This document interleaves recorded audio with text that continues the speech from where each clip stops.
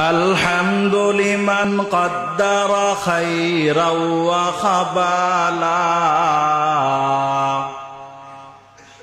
الحمد لمن قدر خيرا وخبالا والشكر لمن صور حسنا وجمالا حمد صمد عن صفة الخلق بريء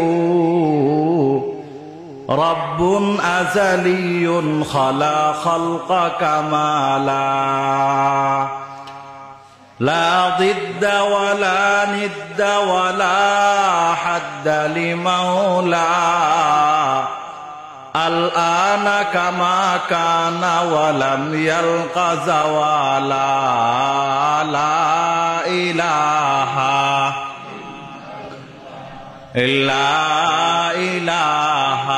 إلا الله لا إله إلا الله لا إله সবাই জবান খুলে লা ইলাহা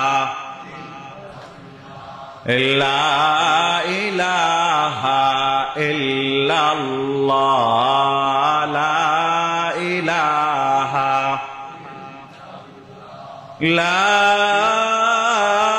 ইলাহা ইল্লাল্লাহ মুহাম্মাদুর রাসূলুল্লাহ সাল্লাল্লাহু আলাইহি ওয়াসাল্লাম সুবহানাকা লা ইলমা লানা ইল্লা মা আল্লামতানা ইন্নাকা আনতাল আলিমুল হাকীম। মাদ্রাসাতুল ফুরকান আল আরাবিয়ার উদ্যোগে আয়োজিত 2 দিন ব্যাপী প্রথম বার্ষিক ইসলামী মহাসম্মেলনের স্বনামধন্য সভাপতি উপস্থিত আছেন শ্রদ্ধাভাজন মুরব্বিয়ানে কেরাম, মুসল্লিয়ানে ইজম, এলাকার যুবক ভাইয়েরা, স্নেহের কচিকাচারা। আমাদের মহান মালিক অনন্ত অসীম প্রেমময় রব্বুল আলামিন দয়া করে মায়া করে ভালোবেসে আজকের এই বেহেশতের বাগানে একত্রিত হওয়ার তৌফিক দান করলেন। আমরা সবাই আল্লাহ পাকের আলিশান শাহী দরবারে অন্তরের অন্তঃস্থল থেকে কালিমাতুশ শুকরিয়া জ্ঞাপন করছি। সবাই বলুন আলহামদুলিল্লাহ। মুহতারাম হাজিরিন, সময় সংক্ষেপ। এই সংক্ষিপ্ত সময়ে একটি গুরুত্বপূর্ণ ইমানি মেসেজ আপনাদের কাছে পেশ করতে চাই। আমি আপনাদের সমীপে পবিত্র কোরআনুল কারীমের 10তম পারায় অবস্থিত 9 নম্বর সূরা সূরাতুত তাওবার 100 নম্বর আয়াতে কারিমা তিলাওয়াত করেছি। এই আয়াতের মধ্যে আল্লাহ তাআলা সাহাবায়ে কেরামদের প্রশংসা করেছেন। কার প্রশংসা? সাহাবায়ে কেরামদের প্রশংসা করেছেন। সাহাবায়ে কেরাম 2 ভাগে বিভক্ত। একদল সাহাবী হলেন আনসার, আরেক দল সাহাবী হলেন মুহাজির। আনসার সাহাবী, মুহাজির সাহাবী, এই দোনো প্রকার সাহাবীদেরকে আল্লাহ তাআলা কোরআনুল কারীমে ঘোষণা করেছেন, আমি আল্লাহ তাআলা দোনো প্রকার সাহাবীদেরকে মাফ করে দিয়েছি এবং এদের ঠিকানাকে আমি আল্লাহ জান্নাত বরাদ্দ করে রেখেছি। আনসার সাহাবী কারা, মুহাজির কারা?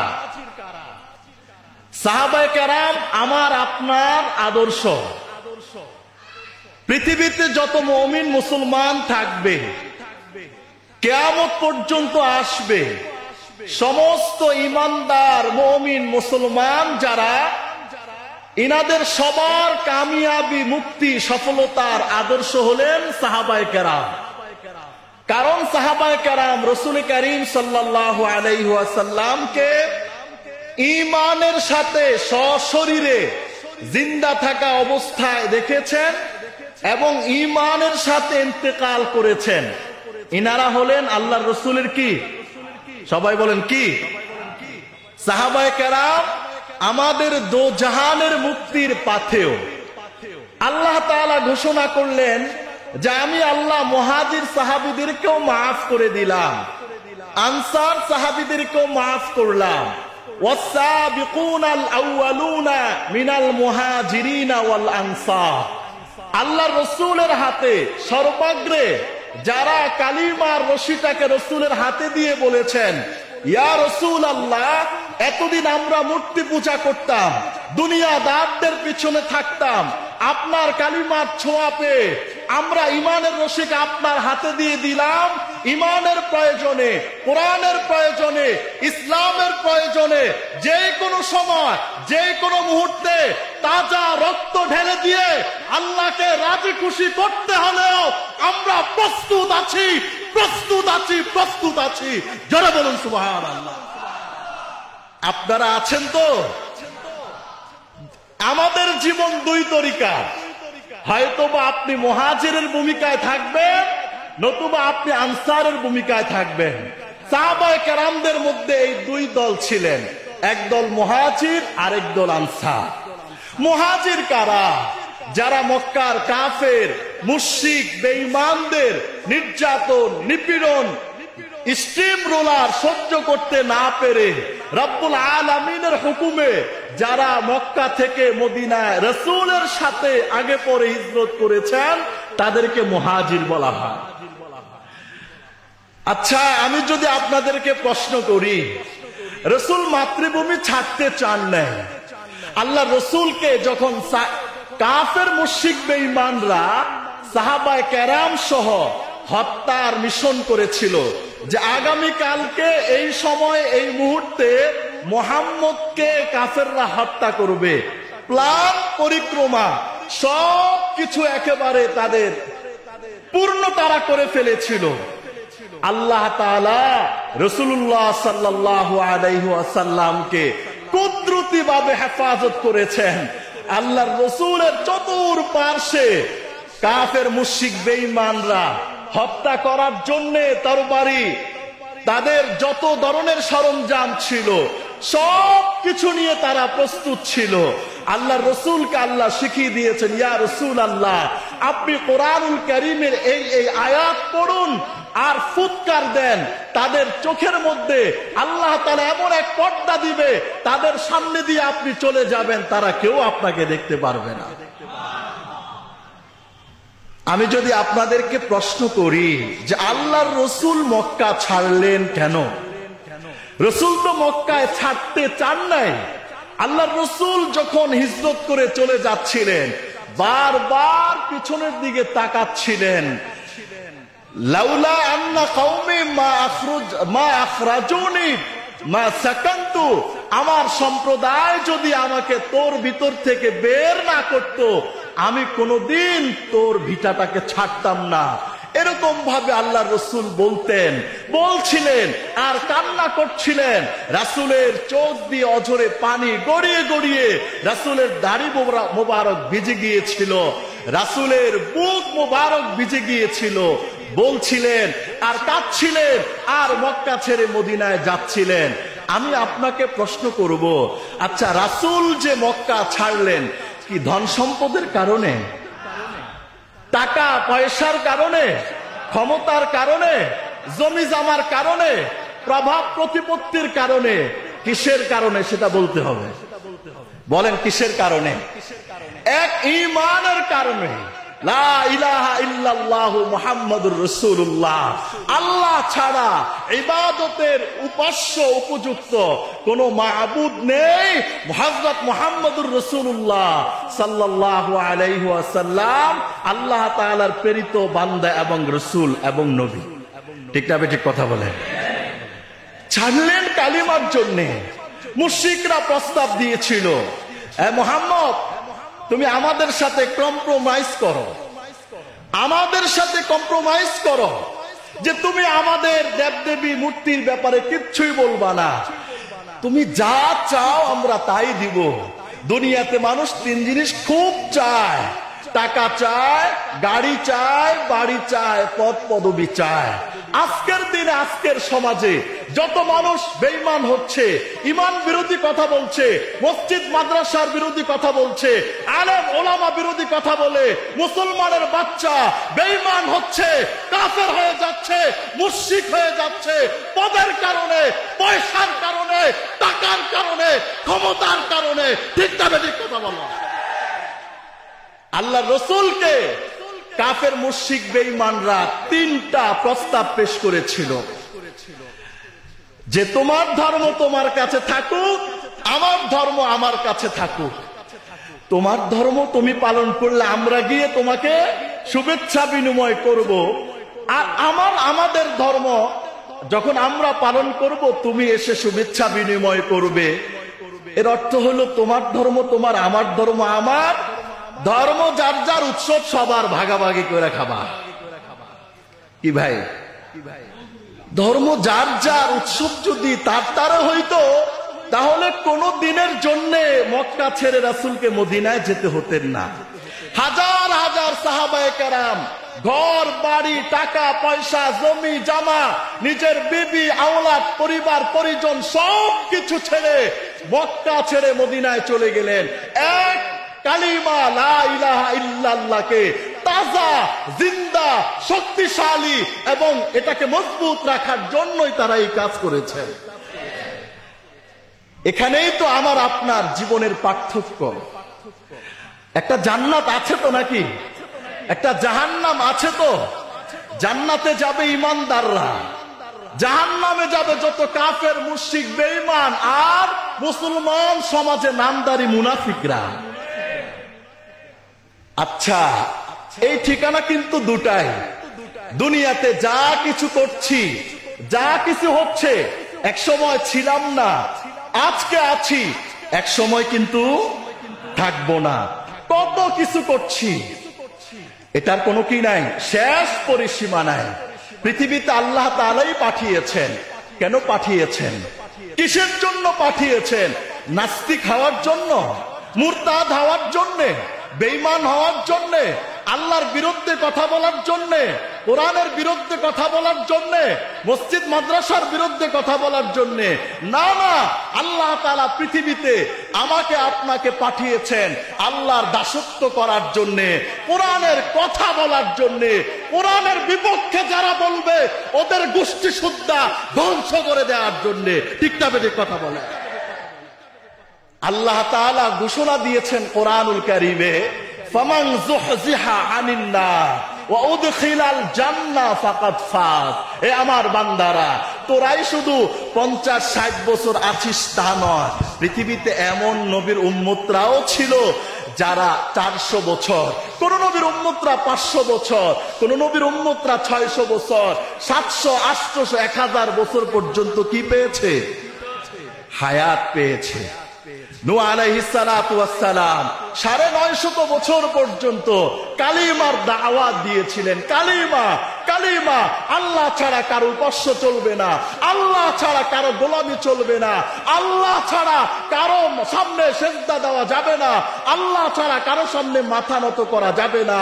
সকল ক্ষমতার উৎস দিল্লি নয়, আমেরিকা নয়, ওয়াশিংটন নয়, রাশিয়া নয়, চীন নয়, আরব আমিরাত নয়, সকল ক্ষমতার উৎস একমাত্র আল্লাহ।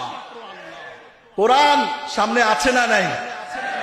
আপনার যদি ঈমান থাকে, কোরআনকে যদি আপনি বিশ্বাস করেন, পৃথিবীর যেই কোনো প্রান্তে যেই কোনো ক্ষমতাধররা যদি এই কথা বলে, সকল ক্ষমতার উৎস জনগণ, রব্বে কাবার এই কোরআন ধরে 1000 কোটি বার কসম করে বলবো, এই সমস্ত মানুষের ঈমান থাকতে পারে না, সাথে সাথে সে বেঈমান হয়ে যায়। ঠিক না বেঠিক কথা বলেন না? আল্লাহু আকবার। আল্লাহ তাআলা সব ক্ষমতা, আসমান বানিয়েছেন কে? বলেন না। জমিন বানিয়েছেন কে? হায়াতের মালিক কে? আরো জোরে বলতে হবে। হায়াতের মালিক কে? রিজিকের মালিক কে?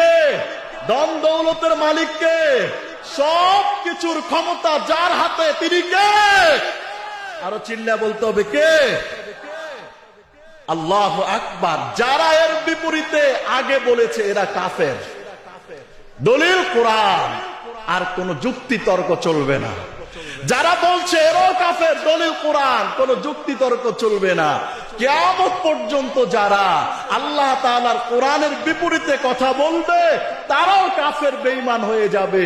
হ্যাঁ, সে হাজি হতে পারে, সে গাজী হতে পারে, সে নামাজি হইতে পারে, তাসবিহ টিপনেওয়ালা হইতে পারে, আমি সব কিছু হইতে পারি।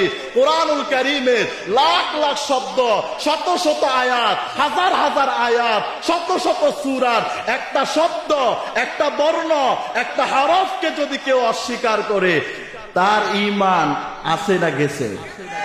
কথা বলেন, আছে না গেছে? কোরআন শুরু থেকে শেষ পর্যন্ত পুরোটাই আমাকে আপনাকে মানতে হবে, ঠিক না বেঠিক?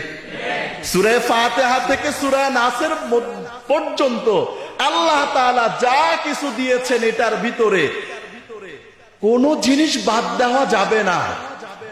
কে সঠিক পথে আছে, কে ভুল পথে আছে, কে মুরতাদ হয়ে গেছে, কে নাস্তিক হয়ে গেছে, কে মুশরিক হয়ে গেছে, কে বেঈমান হয়ে গেছে, কে বামপন্থী হয়েছে, আমার প্রিয় মানুষগুলো সঠিক পথে আছে না বেঠিক পথে আছে, জান্নাতের রাস্তায় আছে নাকি জাহান্নামের রাস্তায় আছে, গোটা পৃথিবীতে যা কিছু আছে কোনটা সঠিক রাস্তা কোনটা বেঠিক রাস্তা সেটা মাপা থার্মোমিটার, কষ্টি পাথরের নাম আল কোরআন, ঠিক না বেঠিক?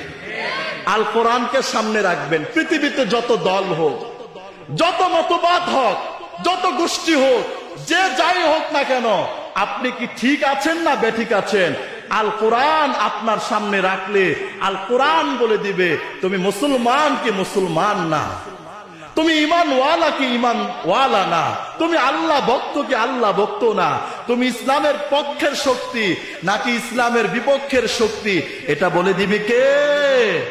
আল কোরআন। এই ব্যাপারে কি কারো কোনো সন্দেহ আছে? মক্কার কাফের মুশরিকরা রাসূলকে বলেছিলেন কম্প্রোমাইজ করেন না, আসেন মিলে ঝুলে করি কাজ, হারে জিতি নাহিলাত। হ্যাঁ, মিলে ঝুলে ভাত খাওয়া যাবে, মিলে ঝুলে কাজ করা যাবে, মিলে ঝুলে ব্যবসা করা যাবে, মিলে ঝুলে অনেক কাজে আমরা করি। হ্যাঁ, তবে ঈমানের ক্ষেত্রে আরেকটা ধর্মের সাথে সংমিশ্রণ রেখে মিলা জিলার কোন সুযোগ আল্লাহ কোরআনে রাখে নাই। আল্লাহ বলেছে ওয়ামাই ইয়াবতাগি গায়রাল ইসলামি দীনা ফালাই ইউকবালা মিনহু ওয়া হুয়া ফিল আখিরাতি লামিনাল খাসিরিন। ইসলাম ছাড়া আল্লাহ তাআলার কাছে পৃথিবীর কোন ধর্মই গ্রহণযোগ্য নয়। কথা বলেন না? ইসলাম ছাড়া সবাই বলবে না আমরাই তো হক, না না, আল্লাহ কোরআনে চ্যালেঞ্জ করেছে, আল্লাহ কোরআনে যুক্তি দিয়েছে, আল্লাহ কোরআনে প্রমাণ পেশ করেছে। পৃথিবীতে হাজারো ধর্ম আসবে, হাজারো মতবাদের আবিষ্কার হবে, আল্লাহ তাআলা চ্যালেঞ্জ দিয়ে রেখেছে, আসো না তুমি ঠিক না বেঠিক আমার কোরআন বলে দিবে। এ কোরআন গোটা জীবনভর চ্যালেঞ্জ করে এসেছে, কিয়ামত পর্যন্ত কোরআনের এই চ্যালেঞ্জ থাকবে।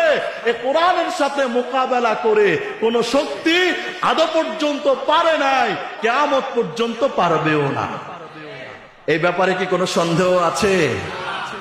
আল্লাহু আকবার। বলেছে মুহাম্মদ কয়টা জিনিস নাও, আমাদের সাথে মিলে ঝিলেই চলো, এমন কথা বইল না আমাদের পক্ষের লোকেরা আমাদেরকে ছেড়ে যেন তোমার কালিমার পিছু না দৌড়ায়, এমন কিছু বইল না। আমাদের লোকগুলো আমাদের থাক, তুমি তোমার মতো করে চালিয়ে নাও। বলেছে কি লাগবে? এক নম্বর প্রস্তাব দিয়েছিলেন মক্কার সবচেয়ে ধনাঢ্য ব্যক্তি বানানোর জন্য যত কোটি কোটি টাকার প্রয়োজন সব দিব। রাসূল প্রস্তাব গ্রহণ করেছিলেন? রাসূল কি করেছিলেন? এই প্রস্তাবকে লাথি মেরে উড়িয়ে দিয়েছিলেন। দ্বিতীয় প্রস্তাব দিয়েছিলেন, আরে মুহাম্মদ রাজি হও না।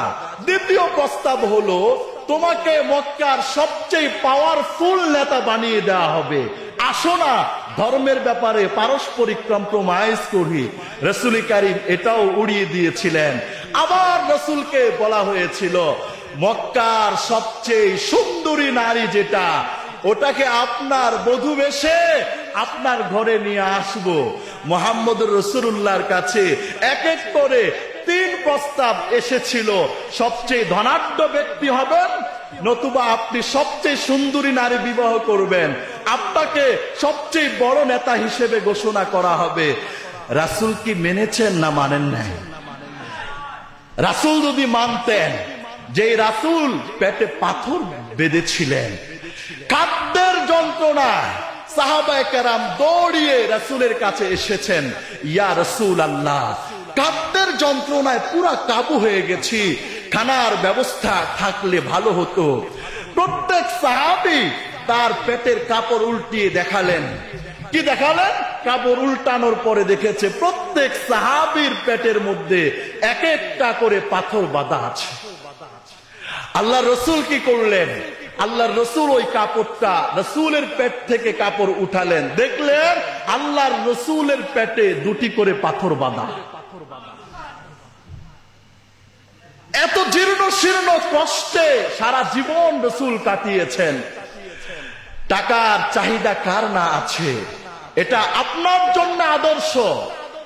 যে রসুল যদি এই তিনটা জিনিস গ্রহণ করতেন, সবচেয়ে বড় নেতা হয়ে যেতেন, সবচেয়ে বড় ধনাঢ্য হতেন, সবচেয়ে বড় সুন্দরী নারীটা তার ঘরে আসতো।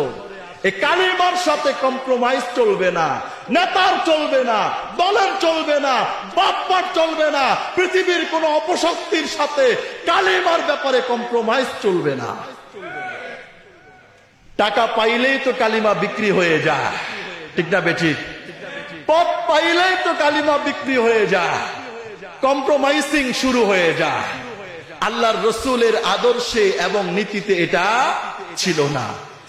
এখন আমাদের বর্তমান সমাজ একটা ক্রাইসিস পূর্ণ মুহূর্ত চলছে। প্রশ্ন আসবে, কিসের ক্রাইসিস পূর্ণ মুহূর্ত? আমি যেহেতু ওয়াইজ, আমি কোরআন থেকে সেটা তুলে ধরব। কিসের ক্রাইসিস চলছে? আমাদের বর্তমান সমাজের কোরআন হাদিসের দৃষ্টিতে যত ক্রাইসিস চলছে, তার মধ্যে সবচেয়ে বড় ক্রাইসিস, দুর্ভিক্ষ হলো ইমানের ক্রাইসিস। সবচেয়ে বেশি দুর্ভিক্ষ হলো ইমানের দুর্ভিক্ষ। সেটা কেমনে? হাজার হাজার মুসলমান কালিমা ঠিক নেয়, হাজার হাজার মুসলমান নামাজ পড়ে, তাসবিহ টিপে, শিরিক করে, মাজারে গিয়ে সেজদা দেয়, গায়রুল্লাহর পূজা করে, আছে না নাই? হাজার হাজার মুসলমান নামাজ পড়ে, হজ করে, যাকাত দেয়, এমন এমন কথা বলে যে কথার দ্বারা তার ঈমান থাকে না।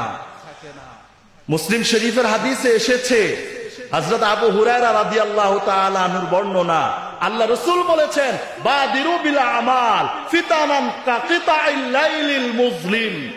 আমার উম্মতেরা, সময় আছে, মৃত্যুর আগে আমলের প্রতিযোগিতা দাও। এমন ফিতনা আসার আগে, যেই ফিতনাটা বিদ্যুটে অন্ধকার রাত্রির কালো আমানিশার মতো সমাজকে ছেয়ে যাবে, ওই অবস্থা আসলে মুসলমানের ইমানের হালাত কি হবে? ইউসবিহুর রাজুলু মুমিনা,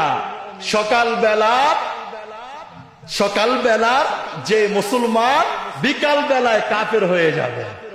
ইসবিহুর রাজুলু মুমিনা, সকাল বেলায় মুমিন, ওয়ায়ুমসি কাফিরা, বিকাল বেলায় কাফের, ওয়ায়ুমসি মুমিনা, বিকাল বেলায় ইমানদার, ওয়ায়ুসবিহু কাফিরা, সকাল বেলার কাফের। রাসূল এটা কি বেদিন কাফেরদের জন্য বলেছেন? ঈমানওয়ালার জন্য বলেছেন, যে ঈমানওয়ালা, নামাজ পড়নে ওয়ালা, তাসবিহ টিপনে ওয়ালা, তার ভোটার আইডিতে মুসলমান লেখা, তার পৈতৃক সূত্রে মুসলমানের সন্তান হিসেবে লেখা। রাসূল বলেছেন, এই সমস্ত মুসলমানরা দুনিয়ার স্বার্থের পিছনে পড়ে, দুনিয়ার ক্ষমতার পিছনে পড়ে, টাকা পয়সার পিছনে পড়ে, নারী গাড়ির পিছনে পড়ে, পদ পদবীর পিছনে পড়ে, শয়তানের ধোঁকায় পড়ে, রাত্রিবেলায় যেটায় মুসলমান ছিল, সকাল বেলায় সেটা কাফের, সকাল বেলায় যেটা মুসলমান, সন্ধ্যা বেলায় সেটা কাফের, সন্ধ্যা বেলায় যেটা মুসলমান ছিল, রাত্রিবেলায় সেটা কাফের হয়ে যাবে। এই ঘোষণা কার? মুহাম্মদুর রাসূলুল্লাহ সাল্লাল্লাহু আলাইহি ওয়াসাল্লাম ঘোষণা দিয়েছেন। এই হাদিসটা আমাদের সমাজের পরতে পরতে, অক্ষরে অক্ষরে এটা এখন পাওয়া যাচ্ছে, ঠিক না বেঠিক? কথা বলেন না? মসজিদে তো খতিব সাহেব বয়ান দেয়, খতিব আল্লাহ তাআলা পক্ষ থেকে নির্বাচিত। আল্লাহ তাআলা ওনাকে খতিবের জন্য, বয়ানের জন্য নিযুক্ত করলেন। খতিব কার কথা বলবে? মুশরিকদের পক্ষের কথা বলবে? কাফের বেঈমান নাস্তিকদের পক্ষে বলবে? কার পক্ষে বলবে? আল্লাহর পক্ষে বলবে। আল্লাহর পক্ষে বলতে হলে খতিবের সামনে, ইমামের সামনে, বক্তার সামনে কি থাকতে হবে? কোরআন থাকতে হবে।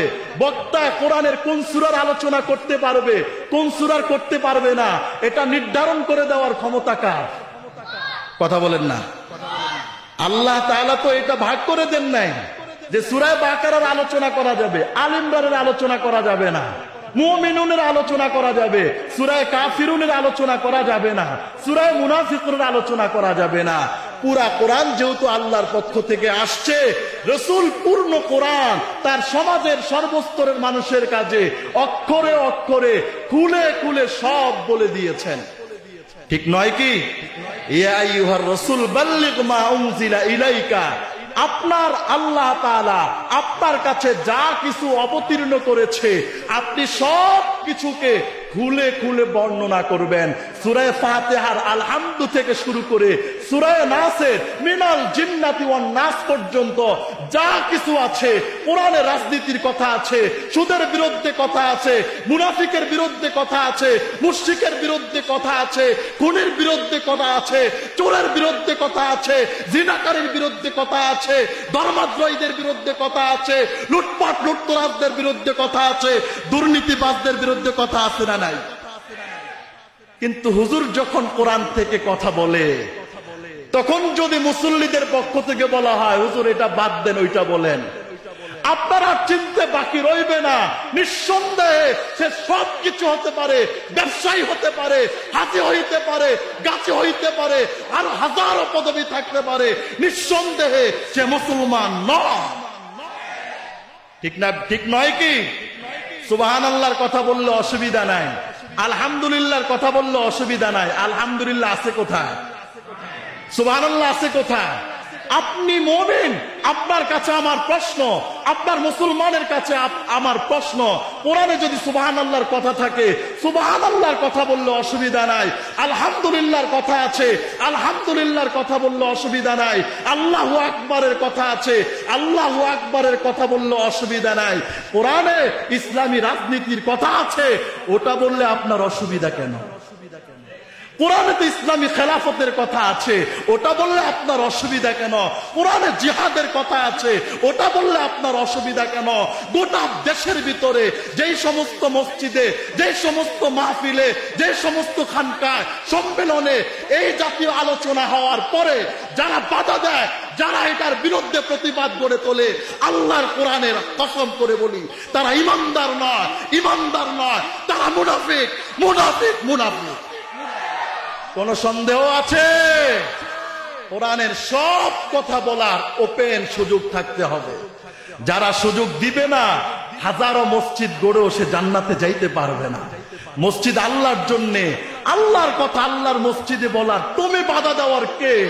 তোমার মতো নমরুদ ছিল শেষ, ফেরাউন ছিল শেষ, হামান ছিল শেষ, সাদ্দাত ছিল শেষ, হাজার হাজার নমরুদ, ফেরাউন, আবু জাহেল আসতে গেছে, বর্তমানেও আছে, কিয়ামত পর্যন্ত থাকবে। কোরআন ইসলাম বিরুদ্ধে যারা বলবে তারা ধ্বংস হয়ে যাবে। আল্লাহ তাআলা এই কথাগুলো বুঝার, ইমানকে সহি, বিশুদ্ধ, মজবুত রাখার জন্য কোরআনের সব কথা শোনার মানসিকতা মুসলমান দাবিদার সে যেই হোক না কেন, একেবারে জিরো থেকে হিরো পর্যায়ে পদবিওয়ালা হোক না কেন, এই মন মানসিকতা লালন পালন করতে পারলে সে মুসলমান, সে মুমিন, সে মুসলমান পুরুষ, সে মুসলমান নারী। অন্যথায় মুসলমান দাবি করার কোনো সুযোগ নাই। আল্লাহ তাআলা আজকের এই মজমাকে, এই মাহফিলকে, এই আল ফুরকান মাদ্রাসাতুল ফুরকান মাদ্রাসাকে, এটার প্রিন্সিপাল বিশিষ্ট আলেমে দ্বীন, বিচক্ষণ বিদগ্ধ আলেমে দ্বীন, বিশিষ্ট কলামিস্ট, লেখক, গবেষক হযরতুল আল্লাম শেখ মুফতি ফজলুর রহমান আরিফির এই মেহনতকে, এই সাধনাকে, এই শ্রমকে গোটা বিশ্বময় আল্লাহ তাআলা ছড়িয়ে দেখ। সবাই বলুন আমিন। وآخر دعوانا أن الحمد لله رب العالمين. السلام عليكم ورحمة الله وبركاته.